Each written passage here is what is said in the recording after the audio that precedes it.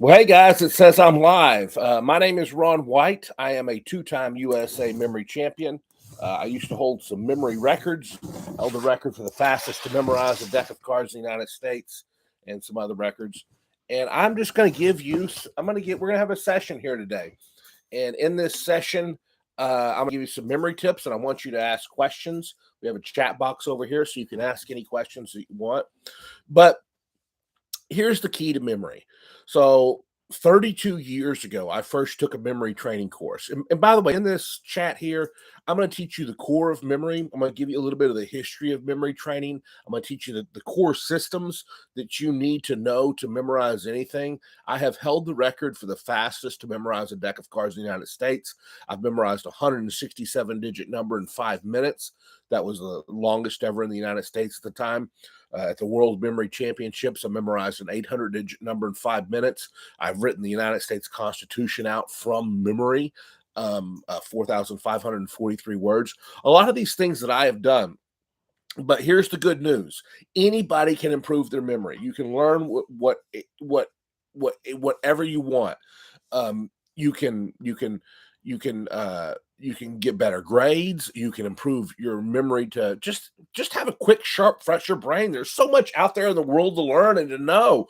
Last night I was looking online how to improve my vocabulary, how to learn more words. I mean, anything you can apply memory systems to. So here's where the memory systems originated. About 2,500 years ago, there was a man in Greece, and his name was Simonides. I'm doing good. Type anything you want in the chat box, any questions, and I'll try to get to them. Memory training originated 2,500 years ago in Greece in 477 BC. There was a man named Simonides, and Simonides was a poet. And one day, Simonides wrote a poem for this really rich guy. So he goes into this banquet, he reads his poem for this really rich guy, and then he leaves the banquet. And soon after he leaves, the roof collapses and it kills everybody. Everybody in the room is crushed, except the good news is that Simonides lived because he was no longer in the room. He had already left. And then they started pulling the rocks off the people, and they needed to identify the bodies. So they asked Simonides, they said, can you go back and can you identify the bodies since you were in the room? He went back in the room and he said, yeah, this person was there. This person was there. This person was there. That person was there. That person was there. In other words, he identified the bodies in the room based on where they were sitting because he remembered where they were because he was in the room. And then the light bulb kind of went off in his head. He was like, wow, I just remembered this entire room of people based on where they were sitting in the room. He was like, what if I could remember anything based on a position in a room? In other words, I remembered Steve because Steve was sitting here. I remembered Lisa because Lisa was sitting here. I remembered Karen because Karen was sitting here. And I remembered Brian because Brian was sitting here. But what if it wasn't Steve and Lisa and Karen and Brian? What if it was numbers? Or what if it was words? What if the first word was a dog? And so I imagined a dog over here. The second word was a bird, and I saw a bird sitting up here. The third word was a phone, and so I imagined a phone up here. And then I went back and I remembered dog, bird, phone. That is the origins of the memory system, and this happened in 477 BC, 2,500 years ago. Cicero, who was a Roman statesman, he wrote about this. He wrote about what Simonides did 500 years before him in some writings called Ad Herennium. And that's how we know about this story about Simonides today in modern times, is because Cicero wrote about it 2,000 years ago. And this is the origins of the memory palace or the mind palace. It's where you map out a place in your house. You visualize the room that you're in, and then you place things that you want to remember in those locations. And we do have some questions coming in here, so let's see what these questions are. Shriek Jaw asks, how many memory palaces or rooms does a pro memory athlete have, and how do you maintain them? Well, a pro memory athlete will have as many memory tournaments as the tournament needs. For example, if you have 10 events and 8 of those events require memory palaces. Not all events require memory palaces. For example, names and faces. When you memorize names and faces in a memory tournament, you don't use a memory palace. You actually imagine the images on the people's faces. So let's say there's 10 events in a memory palace or in a memory tournament, and 8 of those events require memory palaces. Um, you would each event has you get 2 chances at each event. So how to memorize a deck of cards, you get 2 chances. How many numbers can you memorize in 5 minutes? You get 2 chances. Now that's not true with all events, and it depends on the which tournament. But let's just say that you do, just for this video. Let's just say all 8 of those events you get 2 chances.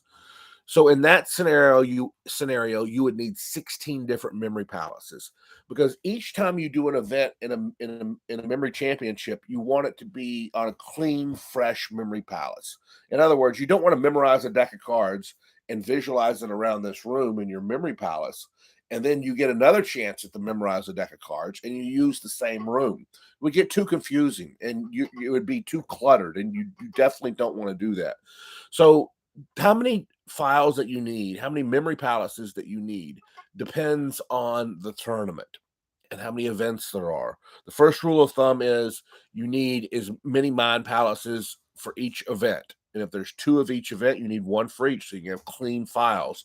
Clean. That's what I call the locations in the memory palace a file. Okay, so you get like this is a file, this is a file, this is a file, and this would be a file. And the reason I call them files, it's where I store the data. So on your computer you have files, in your mind palace you have files.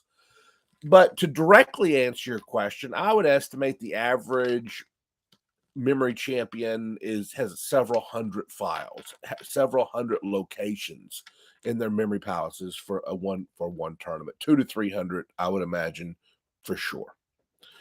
Let's see. And how do you keep them fresh? I don't use an Excel spreadsheet, but I do a PowerPoint sometimes where I will go and I'll take pictures. So I'll go out and I'll take pictures of my mind palettes. I'll take pictures of all the locations, and then I'll put them in a PowerPoint, and I'll just click next, next, next, next, next, next, next, and I will review my mind palettes that way using a PowerPoint presentation. I'm actually looking. You could do Excel, I suppose, but the reason I like a PowerPoint is when you are studying, the best thing you can do when you study is to not look at the information. In other words, if let's say that I wanted to memorize this right here, it's a human anatomy. If I just read it over and over again, I could trick myself into thinking that I know the material. Really, the best thing that I could do is somehow cover up the material, right? And move my phone down and see what I can say without looking at it, and then see if I'm right. This is crucial in review. If you want to review, don't look directly at the information. That's why flashcards work. Flashcards work because you're not looking at the information. You you see the prompt on this side, and then you flip it over to see if you're right. So when you review something, try not to look at it. Try to use something like a flashcard to see if you're right. Wow, Shriek Rant, that is so nice. Thank you very much. Thank you.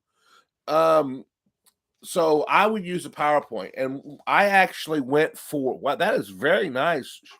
Shrikant. I was not expecting that. What that's so kind. Sent me a nice tip there. Um, so what I used to do when I would compete in a memory tournament, and or when I wanted to build a mind palace, I went down to downtown Fort Worth and like buildings that I knew really well, and I went inside of a building and I just took 20, 25, 30 pictures as I went around the building. And then I went back and I put them in a PowerPoint, and then I memorized that map. You can go into a restaurant, a bookstore, a library, an office, a school, take 50 pictures, go back home, put them in a PowerPoint, and memorize that map. I recently visited the school that I went to when I was 5, 6, 7, 8, 9 years old, and I walked through it and I took pictures of it, and I'm going to put it in a PowerPoint and make a mind palace out of it, and I will review it with the PowerPoint. Let's see. Hello, sir. What are your thoughts? Ronald Johnson says, "What are your thoughts about using the first letter method for memorizing text, writing the first letter of each word? Do you think it's more effective than the memory palace? Why or why not?" Ronald, I do use that sometimes. If I memorized the United States Constitution word for word, 4,543 words, and I used that in there, and I used it in conjunction with the mind palace or the memory palace. Okay. So I did use it, but I used it in conjunction, combined with. So let's say that there was a first letter of a word, STPVLK9, or not nine, VLBR, right? So I would see the STP, the first three letters, and there is something that you add to your car oil called STP, and it comes in a red bottle. So I would see that red bottle right there with the word letters STP on it. And then VLR, I might see Vaseline to remind me of VL. So then I would put Vaseline on the bottle. So I'm still using the Mind Palace, um, but I'm combining it with the first letter of the word. So then when I go back, I remember that the first three words start with S, a T, and a P, and then the next word starts with a V and an L. And right there, I've got 5 words memorized on that location. So I do use the first letter method, but I combine it with the Mind Palace to hold it in my mind. Um, I was in your Bangkok seminar class in June 2014. Ah, Koi Kamar, that's so nice. I want to go back to Bangkok so much. I looked online just yesterday at prices for airline tickets to Bangkok, and they have gotten so expensive. But I hope to go back there. How do you store words in your memory palace? Cool content. Well, cool content. It's kind of like I just said right now. I if I want to imagine a dog is my first word, I imagine the dog is chewing on this piece of furniture. The more action you can make in the picture and the more emotion and the more clear, the better you're going to remember it. So you want to see that dog tearing this up, or you want to see this dog climbing up or running or jumping through. He's jumping through and he's barking. The more sounds you can add to it, the more action you can add to it, and the more motion you can add to it, the better. By the way, I appreciate all the thumbs up. We've got 25 people and 15 likes. Do 10 people not like it? So if you can we get everybody to like it? I'd really appreciate that. Um, let's see. How can someone have how can some people have a photographic memory? How do you think it works out for them? Is there any deformity and can it be trained? Well, a um a photographic memory is something that's it's not really. Here's the thing about the photographic memory. If it's true, if it's true that there are people who have a photographic memory, um, thank you for those likes. We just went from 15 to 21 just like that. I really appreciate that. Um, on the photographic memory thing, there's some debate on this. Some people say it's not true. Some people say there's no such thing as a photographic memory. Other people will say it's true, but it's very, very rare. Now, what does a photographic memory mean? It means that if you looked at this anatomy sheet of paper, you can look at it and study it and then take it away and then recreate it from memory exactly. That is just so rare. It's more likely that people have a good memory and they can remember some of it, but not every single detail. Now, with that said, have I seen some people that make me think that photographic memories are true? Yes, I have. Stephen Wiltshire is one of them. Wow. Wow. Stephen Wiltshire, they do this thing where they put him up in a helicopter and they fly him over cities like Rome, and he just looks at as he flies over. Then the helicopter lands and they have this huge wall, and he paints the city of Rome or whatever city he flew over exactly. I mean, even down to the buildings. This building had 12 windows and he painted 12 windows. So remarkable. There are rare cases like that, but most people don't have a photographic memory. Most people who claim to have a photographic memory, what they just have is a really good memory. Okay, a really good memory. Um, how can some people have a photographic memory? How do you think it works for them? Is there any deformity? Can it be trained? With trained memory, you can develop a really powerful memory. I mean, I wrote out 7,000 words from memory, and it wasn't a photographic memory. It was training using the mind palace, the memory palace. The mind palace or the memory palace will give you results that many will think is a photographic memory. It's not, but it will give you tremendous results. You could memorize a 200 or 300 digit number in an hour, or even more than that. I've done it in 5 minutes. You can memorize an 800 digit number in an hour. People are going to think it's photographic, but really it's just training. Um, for binary memorization, to use the Dominique system, 18 digits per location. Richard Rubin asked that question.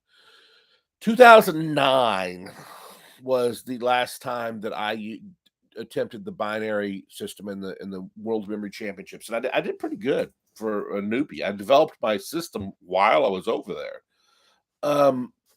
but I believe it is every 3 digits you can convert to a number.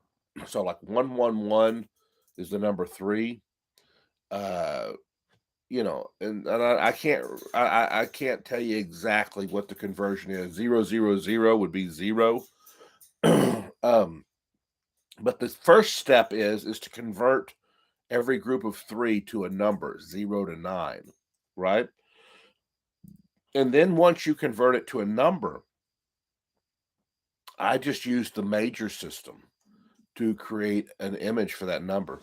The major system is a memory system created by Gregor von Feingold in the 1800s. He was a German, and he said that 1 equals T, 2 equals N, 3 equals M, 4 equals R, 5 equals L, 6 equals J, 7 equals K, 9 equals B, and 0 equals the sus sound.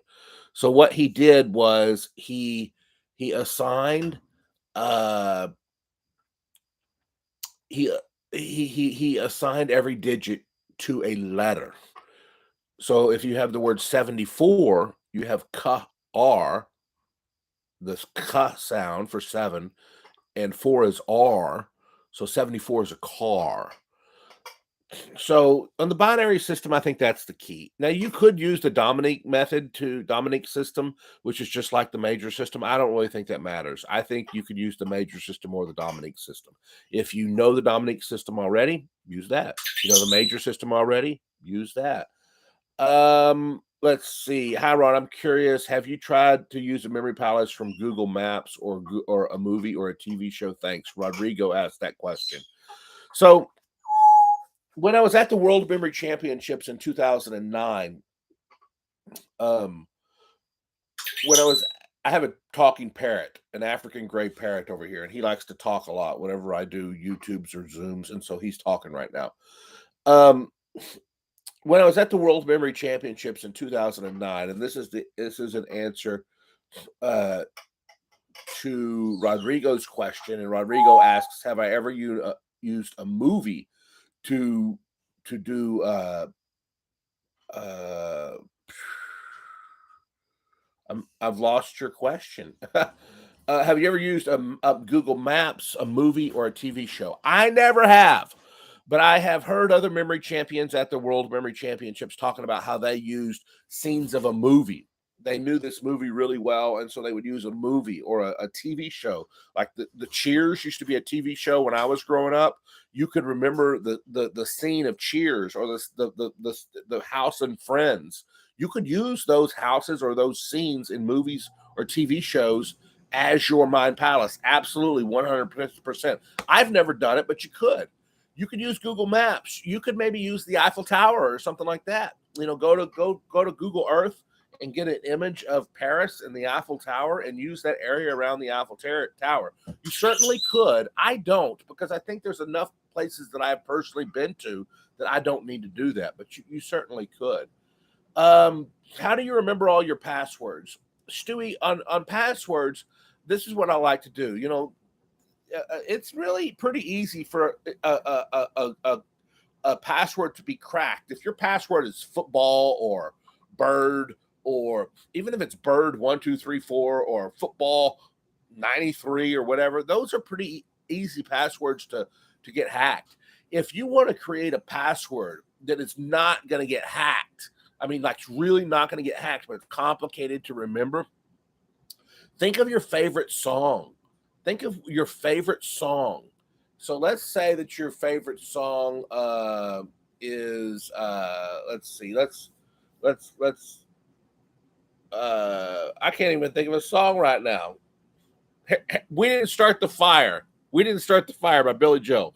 Harry Truman, Doris Day, Red China, Johnny Ray, South Pacific, Walter Winchell, Joe DiMaggio, Joe McCarthy, Richard Nixon, Studebaker, Television, North Korea, South Korea, Marilyn Monroe. All right, let's promise. I promise I won't sing anymore. In this scenario, you would take the first letter of each word and create your password. Harry, H, Truman, T, Doris, D, Day. So far you have HTDD, Harry Truman, Doris Day, Red China, RC, Johnny Ray, JR. So now your password is HTDD, R, Harry Truman, Doris Day, RJ, JR. And then you just keep going. And then when you log into your account, you sing the song and you just type the first letter, and you could create a password that's 10 or 15 characters long, and you'll never forget it. And what you may do is you may create rules for yourself. For example, if it's for your Hotmail account or your Gmail account, the first two letters might be GM, because that's you want to make it specific for your Gmail account. And then Harry Truman, Doris Day, Red China, and then you could have 15 characters, and then at the end put a number, a number or a symbol, a character, an exclamation point or a dollar sign or an asterisk or something. And then you create a password that's easy to remember and impossible to hack. It's a great thing for passwords. And Mr. White, what are your thoughts on the shadow technique for memorizing cards? The shadow technique of the shadow system, I believe, was made popular. Oh God, I'm the memory guy and I can't remember his name. USA memory champion. USA memory champion. God, memory championship winners. He's going to kill me on this. I'm drawing a blank on his name.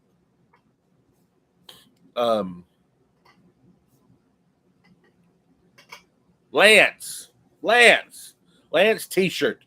So let's see. That's what am I doing here? Here we go. Lance Lance perfected the shadow system for our cards and made it popular. Um, and I think it's clearly a great system, and that clearly works because several are using it to great success. So, for those of you who don't know, there's a couple of different ways you could memorize a deck of cards. The first thing you need is you need a picture, right? You need an image for every card. So, if you have an image for every card, then you'll have 52 images. So, if you're looking through a deck of cards and you see the ace of spades and your image for that is a cell phone, just whatever, it doesn't matter, then you would see a cell phone on the first piece of furniture to remind you of the ace of spades. If the next piece of furniture was the ace, or the next piece of furniture, the next card was a nine of diamonds, and your picture for the nine of diamonds is whatever, a singer, you would see a singer right here singing a song. The problem with that is you would need 52 locations, right? You're not going to memorize cards very fast. So the shadow system, instead of giving a person or a picture for every card, it gives a sound for the cards. So when you're going through the cards, you see a sound, and that sound with the next card that's played makes another sound, and then the next one, another sound, and then you create words. And what this enables you to do is memorize 3 or 4 or 5 or 6 cards at a time. And that's how you get faster in memory. The more you can compress the data, and the more you can do it one time, the more you can store on one location. So if you're storing one card on each location, then you're going to need 52 locations. But if you can compress the data and put 3 or 4 or 5 on each location, then you can memorize a deck of cards in 17 or 18 or 20 locations. So the shadow system is really good because it helps you compress the data. I've never mastered the shadow system. I haven't invested the time, but I think clearly there's people are getting some good results with it. And Lance is one of them. Do you know Suni Sawant, sir? He's a memory trainer. I do not know Sunil. I do not know Sunil. I do not know Sunil Sawant. How to use the image generative AI for memory training? I don't know, Amon. AI is still so new. I'm still messing around with it.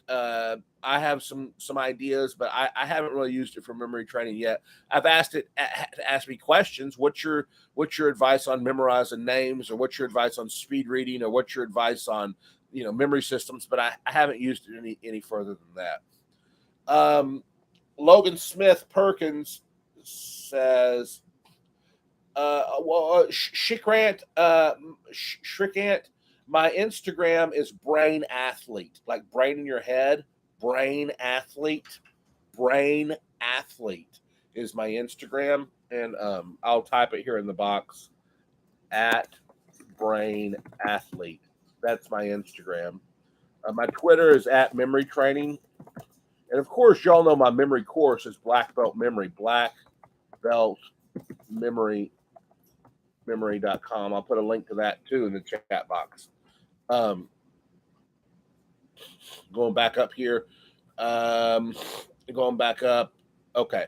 So, Lance Logan Perkins says, I have memory journeys that contain my favorite moments from TV and movies rather than actual palace. Okay. They work okay with me, but do you recommend an actual? Logan, I tell people in memory, always do what works for you. If that works for you, great. You know what you might do? You might try an actual location. You might make a memory palace out of your house, your office, your school, and just see how it works. Experimentation is the key to memory. Do what works for you, but try different ways because you might be surprised. How many sentences can you memorize verbatim in a given amount of time? You can decide the amount of time.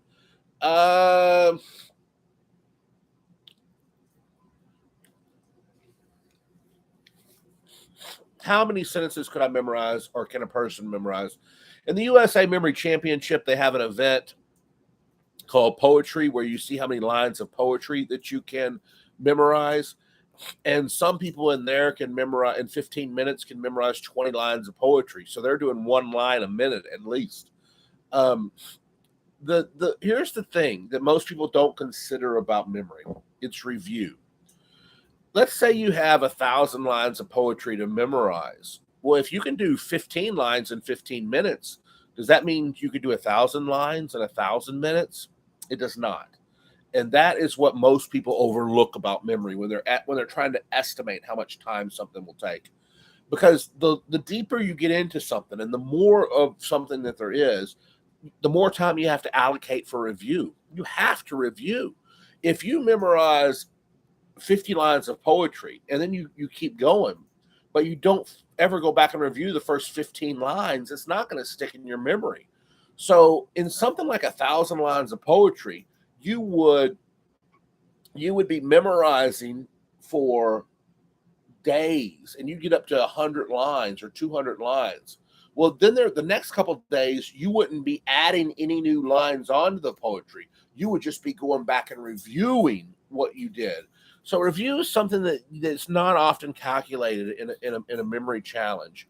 But if you're something really simple, you got 15 minutes, you might be able to memorize 15 lines of poetry in 15 minutes. So people do it all the time at memory tournaments.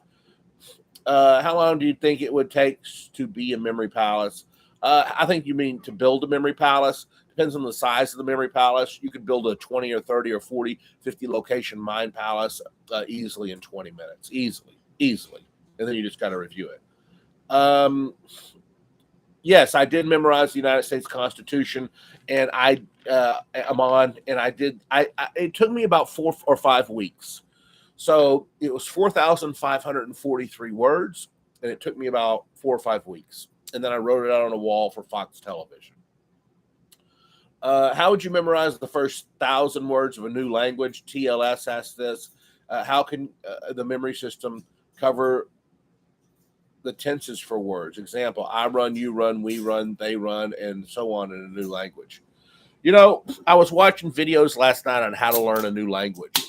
And the guy who's an expert at this, who's learned a lot of languages, and I've heard this for other people. I'm going to take a drink. The guy who is an expert at this, he was saying you don't want to memorize a language. You want to learn a language. You want to listen to the words, and you want to listen to it in conversation. You want to immerse yourself into it. That's really the way you learn a new language, is immersion. It's not when you were 3 years old, you didn't sit down and memorize a list of vocabulary words. You just heard people speaking it. You heard people talking it. You saw it on TV. You listened to it on the radio. And that's how you learned the language. So really, that's what we should do as adults, too. With that said, could you use memory training to memorize a list of 100 or 200 vocabulary words to give you kind of a starting point? I think you could, and I think that's okay. So in that sense, this is what I would do. In Spanish, the word for shoe is zapato. So I think of a potato. Potato sounds like zapato. So now imagine my shoes are potatoes, and I reach down to my shoe and I grab it and I take a bite out of it. It's a potato. The Spanish word for table is a mesa.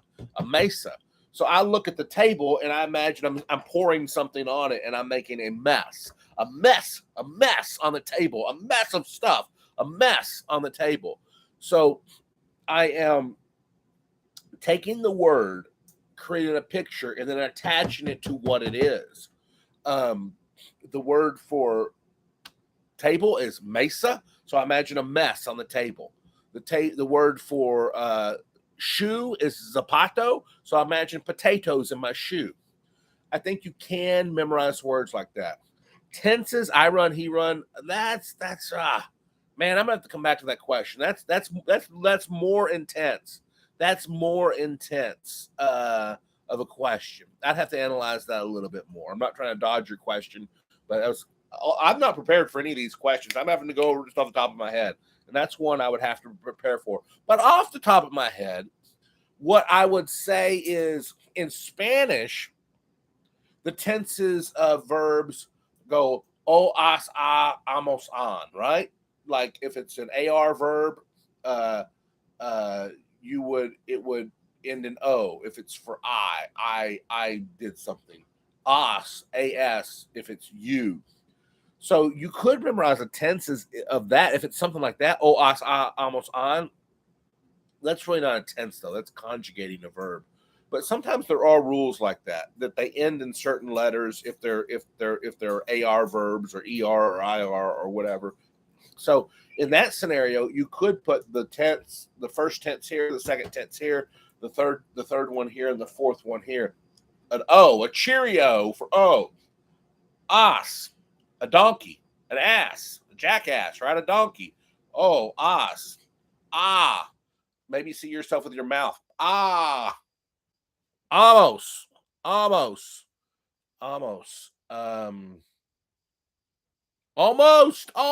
You're trying to climb this and you almost get it. Almost. So, amos. That you could remember. That's kind of something how you could do for languages. I hope that helps a little bit. I don't want to get too bogged down in that, but I hope that helps. Sin Puma, Warrior of Hope. I like that. Warrior of Hope. That's a nice name. Do you think there's a limit to how much information you can memorize and recall with training? I did a video on this. How much information can the human brain memorize? And there was some crazy statistic, like if your brain was a DVR recorder and it recorded TV shows, you could record like 300 years of TV shows if the DVR was going nonstop 24 hours a day.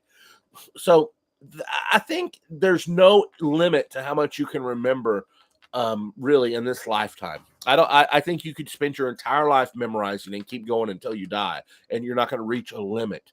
Um, the limit would be, how much time can you invest? How much time can you invest? I think that would be the only limit, because you got to eat, you got to sleep, you gotta review, um, and you got to do other things in your life. So I don't think there's a limit. I think you could you could tackle any project. Somebody recently asked me, he wants to memorize all 66 books in the Bible, word for word, all the entire Bible. And I did some calculations based on how long it took me to memorize the Constitution, 4,543 words, and based on these calculations, I estimated it would take him between 40 and 60 years, 40 and 60 years to memorize the entire Bible word for word, uh, if he had a normal life and he had to eat and sleep and work and do everything else. Um, Logan Smith Perkins, 111 is 7, not 9, right? Logan, I don't know. I don't know. It's been 14 years since I approached binary, but you have the right idea. It could very well be 7. I don't know. You have the right idea. You take every 3 3 0 0 1, every three series of numbers, and you convert them to a digit, 0 to 9. It could be 7. I don't know. We'd have to look that up. Um, oh, geez, that's your name. What AI tools like ChatGPT? How can you use it as a tool for memory, in your opinion? Man, I think I answered this question. Maybe it was your question I already answered, but I use ChatGPT. I go in there and I say, you could use it this way. Here's something you could use it. Hey, I want to memorize um, the words in Spanish. List out the 100 most common used words in Spanish and organize them in some way that would be easy to remember. You could ask ChatGPT that question. What are the most common words in the Spanish language, and organize them in a way that would help me, and group them somehow that would help me memorize them. That's a way. I think you could use ChatGPT to help you get ideas on strategies to memory. You could say, I need to memorize the bones of the body for my anatomy test. Can you list any memory tricks? ChatGPT can come up with memory tricks for you, to memorize things. Don't overlook the mind palace, and maybe you take the tricks that ChatGPT gives you and you imagine them on that. But I asked ChatGPT, what I was just, I like history, so I said, what are the most important dates in the United States history, and give me 10 examples and create a memory trick to remember each one. So it did. It gave me 10 examples and a memory trick to remember each one. I think that's a good use of it. Or you could ask ChatGPT, what are some good things to memorize? Hey, I'm bored. What are some good things to memorize? ChatGPT will give you some answers. Any hacks on remembering species? Tashina asks this question. At Tashina, this is one of my favorite uses of memory training. By the way, we got 42 people on and 36 likes. Wouldn't it be cool if we had 42 likes and 42 people? I think that'd be pretty cool. I'm giving you a lot of information here for free. Tashina asks, any hacks on remembering speeches? Absolutely. This is Cicero 2,000 years ago. Cicero was a Roman statesman, and he was an orator, a speaker, a philosopher. And the main thing that he used mind palaces for 2,000 years ago was to give speeches without notes. So what Cicero would do is he would memorize a map of his house, and he would number them: 1, 2, 3, 4, 5, 6, 7. Then he would take his speech that he wanted to give, and he would write out the night before the 10 or 15 things in that speech that he wanted to talk about. Then he would imagine these 10 or 15 things around the room. He would imagine these 10 or 15 things around his mind palace, if the first thing that he wanted to talk about is how to make Rome great, let's make Rome great. Well, he would see maybe grapes right here, grapes like grapes you eat, and they were all over his number one to remember to make Rome great. Grape, grape. And the first thing he wanted to do to make Rome great is they need to get organized. So he would imagine an organizer, like a planner where you plan your day, and he would put it right here, an organizer. Then the next thing you need to do to make Rome great is we need to work together as a team. So he would visualize his favorite sports team up here, and they're playing a sport right here. The next thing that we need to do to make Rome great is we need to use our brains and work harder, or work smarter, not work harder. So he would see a human brain over here. Then he would get up in front of everybody. This was 2,000 years ago.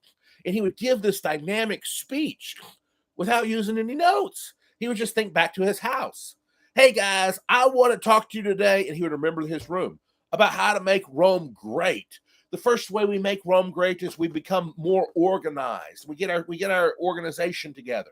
Not only do we want to do that, we want to work together as a team. We want to work together and be team players and encourage and help each other. And we also want to work smarter, not just harder. You could do this too. You got to give a speech in your history class on a historic figure. Write out the 15 or 20 things that you want to say about this historic figure. Imagine them around your living room or around your house. You get up in front of your history class the next day, and you just move from point to point to point, and you give that speech without using any notes. It is an incredibly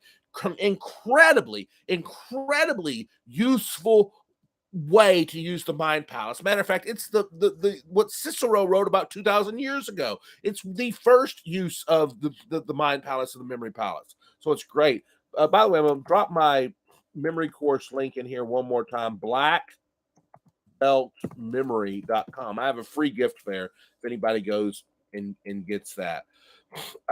So memory USR. Oh, thank you. Look at that. So nice. So nice. He just did the binary for us. 0, 0, 0, 0, 0, 0, 1 is 1, 0, 1, 0 is 2, 0, there you go. I love that. That's so great. You guys are so smart. I have such smart followers. You guys are so smart. So memory user, wonderful. Wonderful. I love that. The major system. Christian Gerard, the major system, it was a technique invented by Gregor von Feingold. He wrote a book called The New Art of Memory. He wrote it over 200 years ago. And in this system, he determined that there's 10 digits, right? Zero is the first digit. 0, 1, 2, 3, 4, 5, 6, 7, 8, 9. There's 10 digits there. So he took every digit, he assigned it to a sound. One is T. One is T because there's there's one downstroke in the number 1. There's one downstroke in a T. So 1 is T. 2 is N because there's 2 downstrokes in an N. Look at this right here. If this is the N and you go like that, you got right. Kind of looks like an N, right? A little bit. You know what I'm trying to do there. N. There's 2 downstrokes. M is the number 3. Look at that. There's 3 downstrokes in an M. An M. 3. M is 3. So Gregor von Feingold said 1 is T, 2 is N, 3 is M, 4 is R. And I'm not sure on this, but I know the English word for 4 ends in an R. I think the German word does too. So 4 is R. 5 is L because the Roman numeral 50 is L. So 5 is L. So Gregor von Feingold assigned so 1 is T, 2 is N, 3 is M, 4 is R, 5 is L. Where does this? Let's just stop there. 5 is L. So if you have the number 25, you have NL, so you have a nail. I have an African gray parrot, and he is such a jerk. He's quiet all day long until I do a Zoom or a YouTube live, and then he thinks he's got to talk because he thinks he's got to be on Zoom too. So if you have 25, you have NL, So you have a nail. You create a word out of numbers. That is the major system, Christian. It is a great system. I want to compare my verbatim learning speed and accuracy to that of a champion to particularly know what is possible. I can memorize 20% of a page in 15 minutes. Well, that's really good. DVFY or FH. There are online memory tournaments. That would probably be the best way you could compare to a memory champion. Um, I couldn't tell you 25% of a page in 15 minutes. Just depends on the page. I can't tell you what a memory champion could do. So if I was you, I would search online memory tournaments. Go to Google and search online memory tournaments, and you can compete against memory champions in online memory tournaments, or go to a memory tournament in your town. How many can Ron memorize? I don't know. I really don't know how much I could memorize. Um, so uh, here's the thing you got to understand too. When you go to a memory tournament, I'm getting sick. I am getting sick of that bird chirping. I'm getting ready to go outside. He doesn't know it. Um, Here's the thing about memory tournaments. The events are all set. So for cards, you prepare in advance for cards. So you create an image for all 52 cards, right? Or a sound or whatever. For numbers, that's going to be an event. So you prepare in advance and you create an image for every 2 or 3 digit number. So you're going in, if you just started competing against a memory champion on numbers and cards, they would have an advantage if you did not also prepare in advance and create images for numbers and cards. So you have to prepare in advance for these challenges. Now, if you are prepared in advance for the challenge and then you go into the competition and you match up against a memory champion, then you can see who could memorize more. But you need to create a database of images for numbers or cards or whatever it is uh, before you could just go in and compete against them. Do you use personal coaching, Shikrant? I have had personal coaches in my time when I was competing in memory tournaments. I hired a coach, and he was a Navy SEAL. And people were like, "Why are you hiring a Navy SEAL as a coach for a memory tournament?" Well, because he was coaching me things on like how to be disciplined, how to be confident, how to have a good, strong work ethic. Um, so I do use personal coaching. I do offer some kind of personal coaching myself where I coach people on memory, but it's not something I really advertise because it's not something that I do a lot. If people want to get personal coaching with me, the best thing that they need to do is buy my black belt memory course. I'll put it in the comment. It's blackbeltmemory.com. And for those of you who are watching the replay later, I'll put it down in the comments and I'll pin it to the top. Blackbeltmemory.com, buy my memory course. And then once you get my memory course, you can get access to the Facebook group and ask me questions. And that's kind of a form of coaching you can get from me. Billy Joel is a great singer. Let's see. I'm not sure if this relates. Sammy asks, I'm trying to learn Keone Greek and would appreciate some tips. I think we've already covered languages on that. So if you want to rewind and kind of go watch that, you can. Ron, you can memorize 50 words in 1 minute. Are you able to memorize 5 sentences per minute, 10 words per sentence? Um, uh, uh,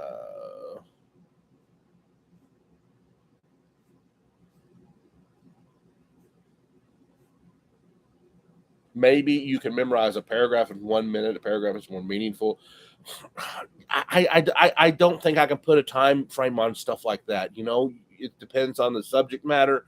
Um, it depends on so many things. It depends on so many things. So just get in there and do the best you can. Lance, yeah, y'all are right. Lance T-shirt. There you go. Lance T. Let's see.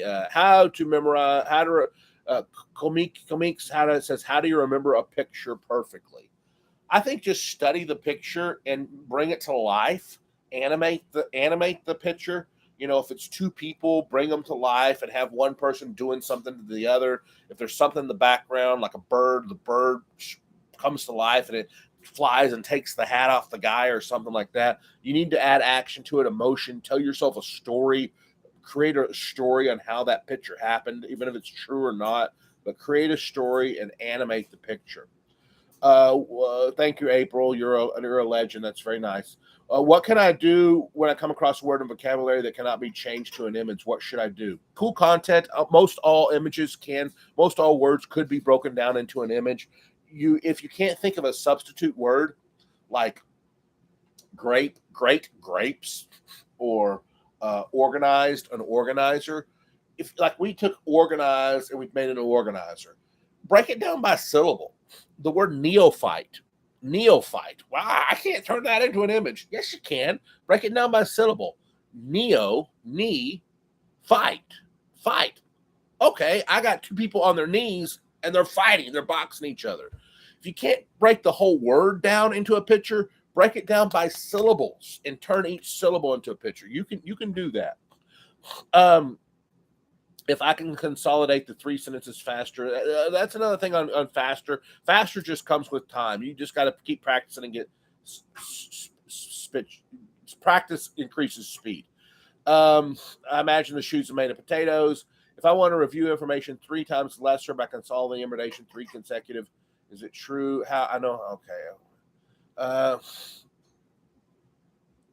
Okay. Maxie Hap says I'm able to memorize 40 to 50 names of people who I've just met. I'd like to memorize their birthdays. Any ideas? Yeah. An idea on remembering birthdays is create an image for every month of the year. January is a baby, like a new baby. February is Cupid. So January is a baby because it's a new year, new baby. February is Cupid because of Valentine's Day. March, you have soldiers marching. April, you have a pill. Like I'm about to take an omega-3 pill. April is a pill. May is flowers. Where I live, we have a lot of flowers. June is a June bug. There's a bug called a June bug where I live. July is firecrackers because of the 4th of July in the United States. Create something that works for you if that's not it. August, I use a gust of wind. September, I use a school because where I live, school starts in September. October, I use a pumpkin for Halloween. November, I use a turkey for Thanksgiving, a holiday in the United States. And December, I use a Christmas tree, a holiday, very popular holiday, right? So create a picture for every month. Then let's say somebody's birthday is August the 5th. My picture for 5 is a star, because a star has 5 points on a star. So I'm at somebody's house and they say, my birthday's August the 5th. I create a story and I attach it to their house, something that belongs to them. So I see a gust of wind blowing through the windows, and out the windows are stars are flying out the windows. So a gust of wind and stars for August the 5th. If they have a sports car, a red sports car, I'll see the wind blowing the car over and stars are flying out of the tires. So I attach the birthday to something that belongs to them, their house, their car, something that reminds me of them. So that's how you do birthdays. You create a picture and attach it to something that reminds you of them. I'm a student. Why do I forget things during tests and exams? Please, April asked that question. April, it's just a question probably of stress. You know, when you get stressed out, you will forget information. So prepare with a mind palace. Use the mind palace or the memory palace. If this is your anatomy homework and you want to memorize it, visualize your anatomy homework around your mind palace. Put one here, one here, one here, one here. And that should keep you relaxed because it's like taking your notes into the test. So just stay relaxed. 2 days ago, Aman says 2 days ago, Google launched their AI for public use and you should try it. It's called Bard. It can generate all kinds of images from mere verbal prompts. I will try that, Aman. Thank you. Oliver, hello, Ron from Slovakia. I need to learn the story of 180 literary works. Names, authors are no problem. I was wondering how to learn a story using a memory palace for Romeo and Juliet. Well, maybe you could do this one of two ways. maybe you could create an image, a Google image or an AI image from Romeo and Juliet, where you see a picture, and in the picture it has Romeo and it has Juliet, some other things going on in the picture. And then you take the key details that you want to remember about Romeo and Juliet, and you turn them into words or pictures, and you imagine them inside this picture. And you kind of use this picture as a memory palace. Another way would be to use an actual memory palace. Pretend like this is your Romeo and Juliet room, and you number 10 points in this room, and you take the 10 points that you want to remember from Romeo and Juliet, and you imagine them around this room. So if you had 180 literary works, maybe you need 180 rooms, right? That's a lot, but that's true. And then each room, you pick 5 key points from that work that you want to remember, or 5 really core things, and you put them in the memory palace. Another way is not to use actual rooms, but is just to create an image or a picture. So, for example, let's say that this is your picture for Romeo and Juliet. It's not, but let's say it is. You create you create you want to remember the name Romeo. So you see somebody roaming around this elephant's eye, and he's roaming, going all in a circle around the eye. And then Juliet, you want to remember jewelry, so you can remember the name Juliet. So you remember this elephant's truck is attached, has jewelry all over it. So roaming for Romeo, roaming around the eye, jewelry on the trunk for Juliet, Romeo and Juliet. Now you want to remember uh, more about this story, their name, their family members' names, the plot, that kind of stuff. You turn those into a picture and you add them to the other details of this image. Then, when you're trying to think of Romeo and Juliet, you think of this image and you kind of tell yourself the story by going around the image. It's an idea, something I'm looking to implement more myself. Remembering sentences is fine, but how about the next sentence? Can you link each sentence? Uh, Use the mind palace. Use the mind palace to remember a sentence. Create an image for the sentence, put it here. The image for the sentence, put it here. The image for the sentence, put it here. The image for the sentence, put it here. That's how I did the Constitution with the mind palace. Frank, that was Warcorn Prombot. Frank, I think memory masters often fail to mention crucial details that make a significant difference. They provide only basic information, leaving you to figure out the rest on your own. Frank, you can say what? Like what? What? What am I leaving out? Please tell me. Like, please tell me, what am I leaving out? I'd love to hear it. You think I'm trying to keep a secret from you because I don't want you to go to a memory tournament and beat me? I'm a 50-year-old man, dude. I don't compete in memory tournaments anymore. I'm telling you what I know. Don't be so paranoid. You're paranoid, dude. Oliver, German for is Veer. Thank you, Oliver. So it does end in an R. Great. Best supplements for memory, in your opinion? Elucids asked that question. By the way, y'all, some of y'all sent me money in these chats. That's really cool. I did not expect that. Best supplements for memory, in your opinion? I think everybody should know these. I think for your memory, you should do these 3 things every day for your memory. I think you should drink plenty of water. A dehydrated brain can't focus. A dehydrated brain can't focus. Drink plenty of water. Number 2, I think you should take an omega-3 pill. I just took one. You saw me do it. That wasn't a plan. That wasn't a setup. I got my pills out and I set them right here, and I took an omega-3. I drink plenty of water. I take an omega-3, and I take a multivitamin every day. I'm going to take my multivitamin right now in front of you too. So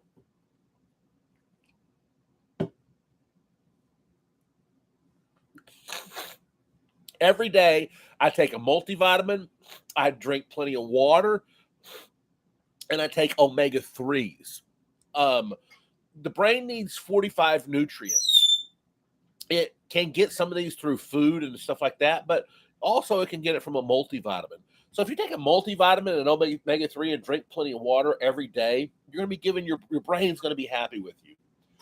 Sean Shepard just sent me $10. Thank you, Sean. That was very nice. I want to make sure I'm answering everybody's question who is sending these. So Okay. So let's see. Where do we go? Where's Sean's question? There it is.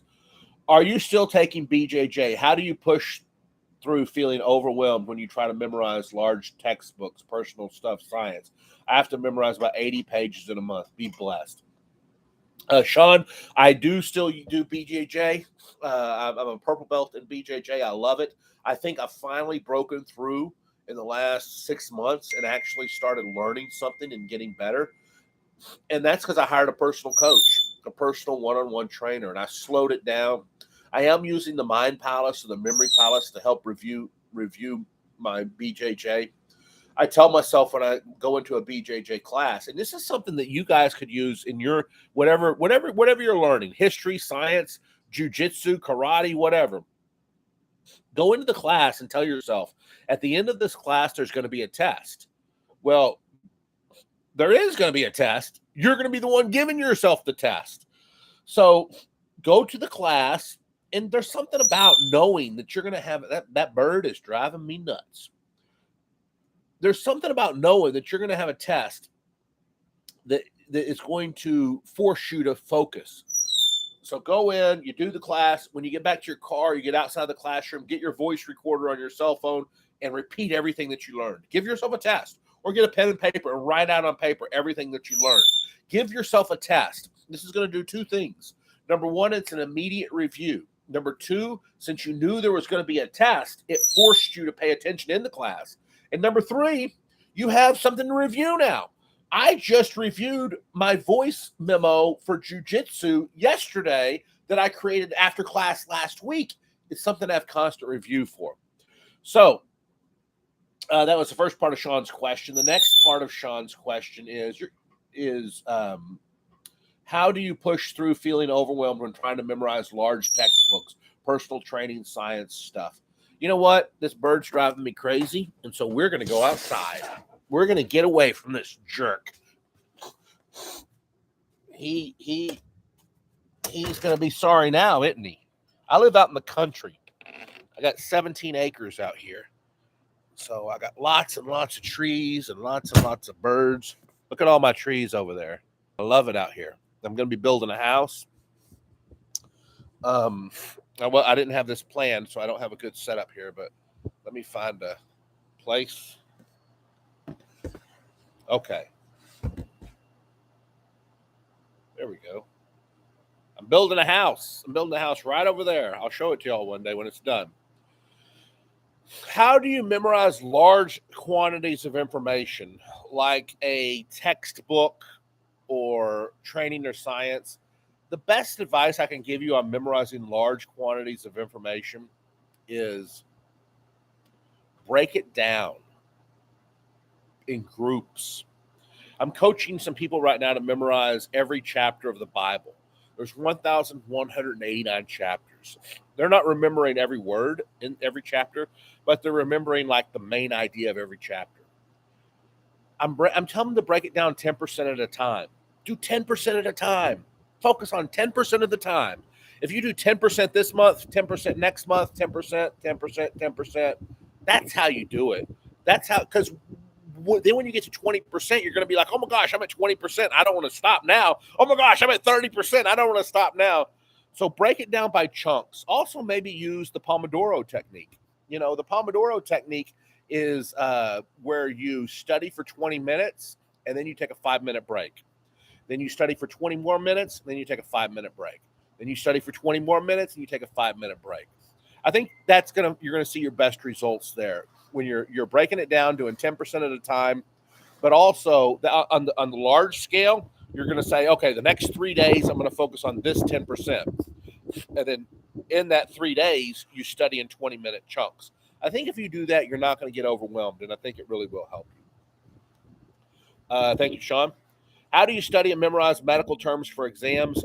To memorize medical terms for exams, I would create an image for the medical term and then create an image for what it means, the definition.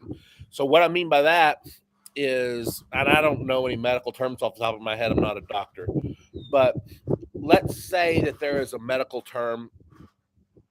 Let me let me just Google. Let me give you an example here. Medical terminology. All right, I just Googled medical terminology. What are some basic medical terminology? Okay, here's one. Uh, Epidermis, the outer layer of skin. Epidermis, the outer layer of skin. So I would take the word epidermis and I would break that down by syllable. Epidermis. Epi. I would think of epic. Epic. Epic. Oh, that is so epic. Epi. Dermis. Derm. Um, here's the truth. I already knew epidermis was skin, so I'm really not having to use a medical term, memory system to remember it. But let's say I didn't know that. Epi, I'm thinking of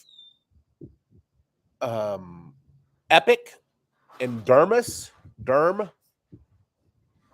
I can't think of anything for derm. Dirt, maybe. So then I just see dirt on my skin and it's epic. Oh my gosh, that is epic dirt. Epic dirt, epiderm. That's how I would do it. I would break it down by, I would take the word, break it down by syllable, create an image, and then I would attach it to whatever it belongs to. That's not a really good example there. I probably could have done a lot better on the spur of the moment. Do you, let's see, Cole Kamar. Do you have a library of images for numbers? Like you mentioned, 5 is a star. I do. Let me come over here and sit down. Let me see if you can still see this.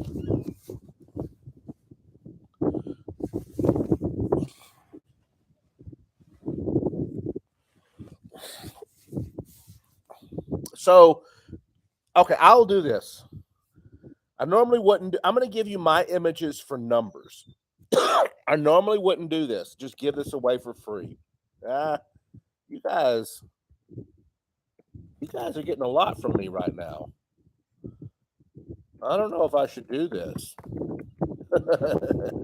Give you my images for numbers. Here we go. Images for numbers.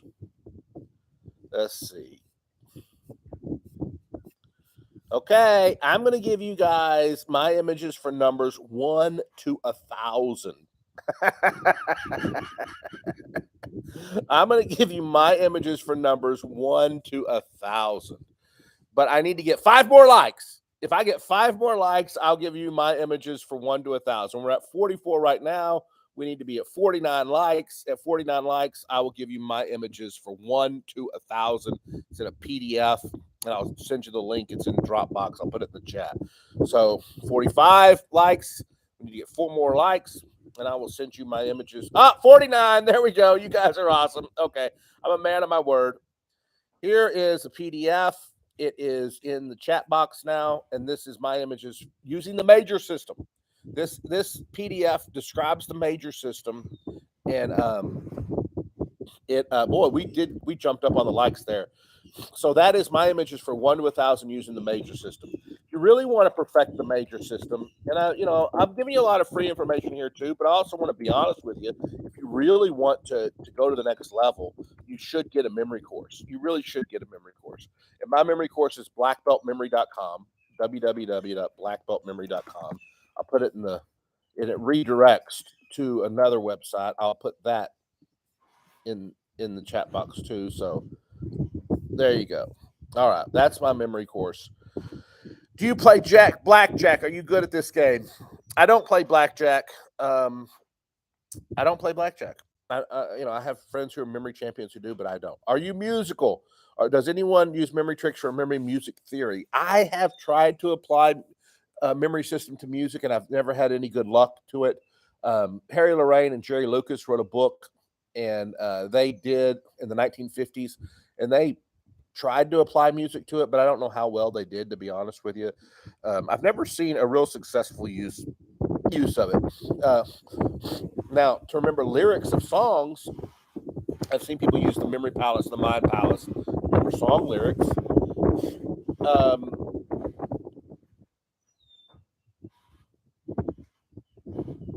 Let's see. Is it true that we can't remember something because it's not important to us? Wakaran Prombat. That's really true. That's really true. If something's not important to you, it's going to be very difficult to remember. So if you're studying for a history test and you're like, this stuff is not important to me, well, you better make it important to you, and you better make it important to you by paying attention to it, by creating vivid images, by creating tons of action and emotion. The stronger you can make things in your memory through vivid pictures and emotion, the more you're going to remember it. So pay attention. Pretend like you care. Pretend like you care. Because if you don't care, it's going to be really difficult to remember anything. Aman Rathor says, keep attempting more and more difficult memory tasks every day. Don't give up just because you get old. Attempt the next World Memory Championships. Loves you, man. Aman, that's so nice. That's so nice. Thank you very much. And I do have some goals that I'm gonna try, and I am gonna go back to the memory tournaments one day. I don't know if I'll go to win, but I'll go to do the best that I can, and that's important. Never stop learning. I'm 50 years old. I'll be 50 years old in 4 weeks, but in my mind, as long as I keep my body healthy, I can still stay young. BJJ Miguel is Brazilian Jiu-Jitsu. Can you talk about the black belt memory training? Cole Kamar asked that. The black belt memory course is an online course that I created on how to memorize anything.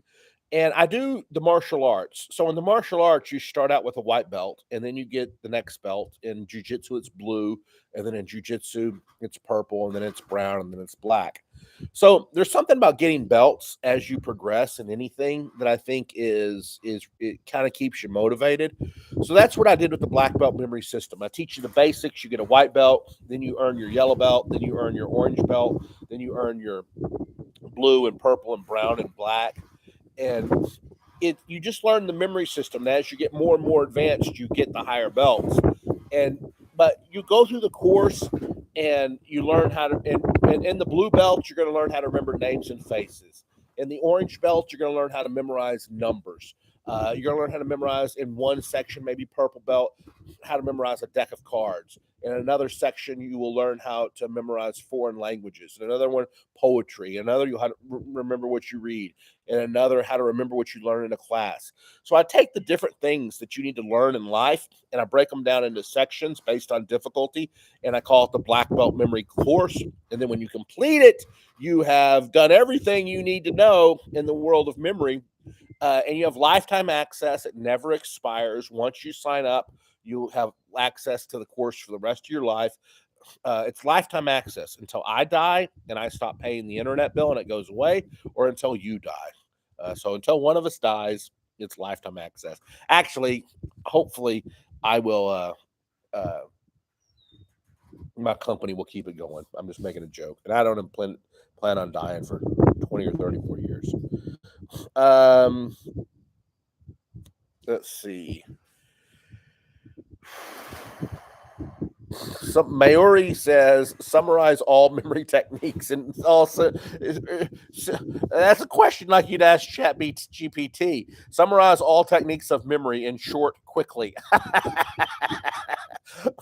So if you were asking that question to ChatGPT, I think ChatGPT would say, first of all, the mind palace or the memory palace. That is the dominant memory technique that I think is the best. And that's where you memorize a room, you number the 5 pieces of furniture in that room, and then whatever you want to remember, you visualize it on top of those 5 pieces of furniture. We've talked about the mind palace quite a bit in this hour and 15-minute video so far. I think other memory techniques are creating a story, a linking, where you have a list of words that you want to remember and you tell a story linking them together. For example, bicycle, water, bench, camera. So you tell a story. I'm riding a bicycle and I run into the water and I get out of the water and sit on the bench and take a picture with my camera. And now you've memorized bicycle, water, bench, camera by creating a story. So a story method is a memory technique. The mind palace is a memory technique. Using an acronym, taking the first letter of each word. There's an area of lakes in the United States called the Great Lakes, and the 5 Great Lakes are Huron, Ontario, Michigan, Erie, Superior. If you want to memorize the Great Lakes, you just remember the word Homes, Homes. Huron, Ontario, Michigan, Erie, Superior. That is using an acronym to memorize the Great Lakes. Guadalupe Mendoza says, "How can you memorize a long speech?" We've already covered that in this stream, so you'll have to just go back and watch that. Nathan, get your talk. I have an exam in 2 months. I'll be tested on 4 years of high school material. Can I build a mind palace to store all the information and ace it? You could, Nathan, but here's what I would do for you, or what I would suggest for you. Over the last 4 years of high school, there are things that you've learned that you know them like that. The things that you really know and you're really comfortable with, don't put those on your mind palace, because you're going to have limited spots in your mind palace. Take the things that you're struggling with, or you don't know really well, or that you think are really important key concepts that you're going to be tested on, and put that on your mind palace. But don't feel like you need to put every single thing you've learned over the last 4 years in your mind palace, especially if you already know it. If you already know it, don't use your mind palace for it. I signed for your course last year. Thank you. I've subscribed to your YouTube channel. Thanks to Sheena. I really appreciate that. Zakaria Pro, how do I get the answers quickly without going back to the beginning of the memory palace path? My profile picture is not related. I'm not sure I understand that question.